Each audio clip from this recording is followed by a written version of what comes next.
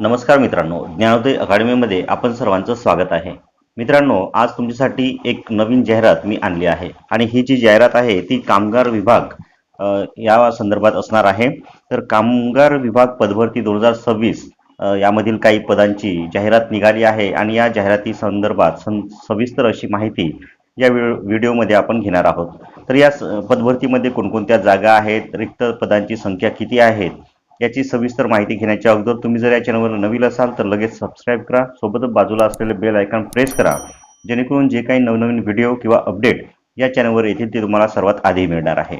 चला तर मित्रांनो, या व्हिडिओला सुरुवात. मित्रांनो, आधीच सांगितल्याप्रमाणे कामगार विभाग पदभरती 2026 निघाली आहे जाहिरात. ठीक आहे. तर सरळ सेवा परीक्षा गट क 2026 अंतर्गत या ज्या जागा आहेत त्या निघाल्या आहेत. तर यामध्ये कोणकोणत्या जागा रिक्त आहेत, पदे कोणकोणती आहेत ती आपण या ठिकाणी बघणार आहोत. सुरुवातीला पदांची संख्या बघूया आपण की या कोणकोणत्या जागा या ठिकाणी भरल्या जाणार आहेत ते आपण अगोदर बघूया.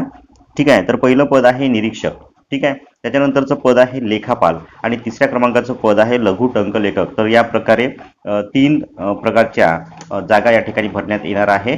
तर प्रत्येकी जागे किती किती रिक्त आहेत याची सुद्धा माहिती आपण घेणार आहोत. तर सुरुवातीचं पहिलं पद होतं निरीक्षक. निरीक्षक हे जे पद आहे तर S13 मध्ये हे पद येतं आणि याचा जो वेतन श्रेणी आहे 35,400 ते 1,12,400 याप्रमाणे याचा वेतन श्रेणी असणार आहे. आणि जे निरीक्षक पद आहे याच्या एकूण 62 जागा रिक्त आहे. तर 62 जागेसाठी ही पदभरती होणार आहे निरीक्षक पदासाठी. दुसरं पद आहे लेखापाल. लेखापाल हे पद सुद्धा S13 मध्ये येते आणि याचं सुद्धा वेतन श्रेणी अतिशय चांगलं आहे.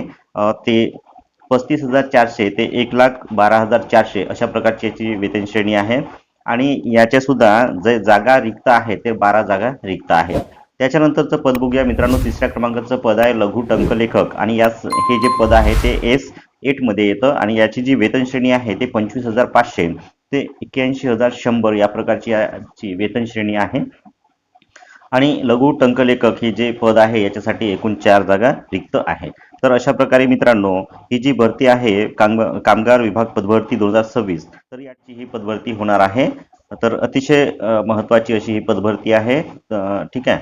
तर या पदभरतीसाठीचा जो काही अर्ज दाखल करणे आहे 13 मे पासून अर्ज भरायला सुरुवात होत आहे आणि 11 जून 2026 पर्यंत आपल्याला अर्ज भरती एक दिवस जास्त मिळणार आहे. तर 12 जून पर्यंत आपल्याला या पदभरती संदर्भात पेमेंट करता येणार आहे.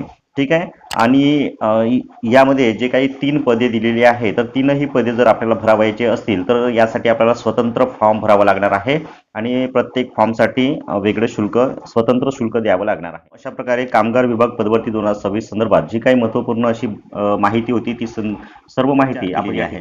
तर मित्रांनो, ही माहिती तुम्हाला कशी वाटली नक्कीच कमेंट आणि व्हिडिओ आवडल्यास व्हिडिओला लाईक, शेअर आणि सबस्क्राईब करायला विसरू नका. तर पुन्हा भेटूया अशाच नवनवीन व्हिडिओसह. तोपर्यंत नमस्कार.